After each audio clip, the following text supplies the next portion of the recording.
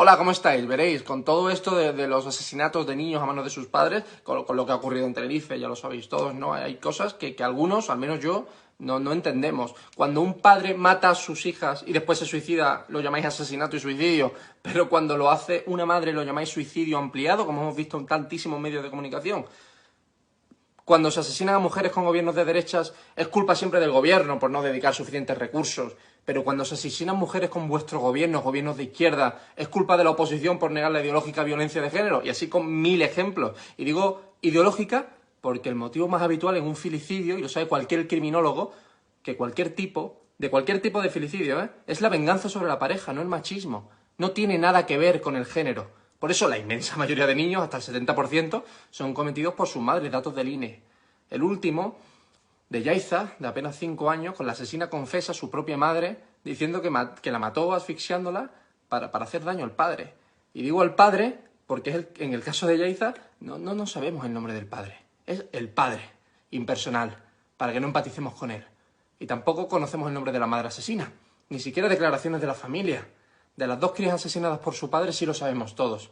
La declaración de su madre, Beatriz, y bueno, y todo sobre el presunto asesino que presuntamente es Tomás Jimeno, ¿no? Y esto ocurre porque los medios quieren que empatices únicamente con quienes ellos deciden que tú debes empatizar. Y eso es con los asesinatos a manos de hombres, nunca con los asesinatos a manos de mujeres. Y esto, que es tremendamente incómodo de decir, que es tremendamente violento, que no es nada agradable grabarse diciendo esto, porque es suficiente asco dan ya lo que estáis politizando estos casos, creo que hay que decirlo, porque creo que es la verdad. Y como muy poca gente o nadie lo dice en ningún gran medio de comunicación, creo que es bueno que alguien lo diga y ver si alguien más piensa así, porque creo de verdad que todas las víctimas valen lo mismo. Y porque cada día es más difícil encontrar esa verdad.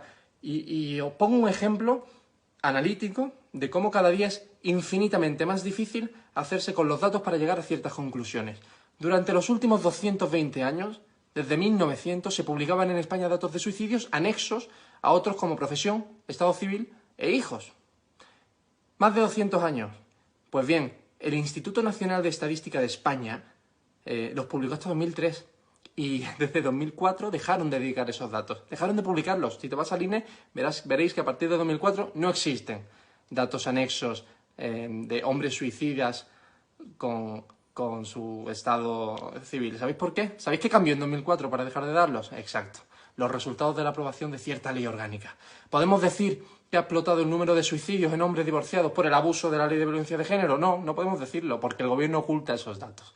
¿Podemos, por ejemplo, hablar de cómo la mayoría de filicidios en España son evitables, pero ocurren porque la judicatura y los servicios sociales están literalmente colapsados por las denuncias falsas de la actual ley de violencia de género? Pues no podemos decirlo, porque el gobierno también oculta todos esos datos. ¿Y qué ocurre si lo dices? Pues claro, pues que si lo dices sin esos datos, te saltan las verificadoras gubernamentales, ¿no? Los Ana Pastor, Neutra, Maldito Bulo, F Verifica, etcétera, censurándote diciendo que no hay datos que sustenten la afirmación, que tal y cual. Pues bien, eso es censura, eso es hipocresía, eso es cinismo. Y esta creo que es la verdad, y creo que lo sabe todo el mundo, aunque no salga en televisión, aunque no lo saquen en prensa, aunque lo censuren en todas las redes sociales. Pero la verdad es así de simple y es la que es, aunque todo el status quo de este país se gaste cientos de millones de nuestro propio dinero en ocultarla. Pero veréis, irónicamente, con la verdad ocurre como con la madera en el agua, que para hundirla se requiere muchísimo esfuerzo, pero para para que resurja con fuerza basta que le quites la presión de encima, ¿no? Por eso es tan fácil decir la verdad y se requieren tantos esfuerzos para eliminarla. Mi más sentido pésame a los seres queridos de todas las víctimas de monstruos que en mi opinión no deberían volver a estar jamás en libertad.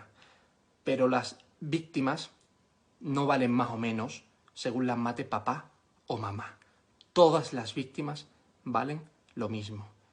Y que decir esto a viva voz sea una polémica significa que como país estamos ya en la más absoluta pudredumbre moral. Un abrazo.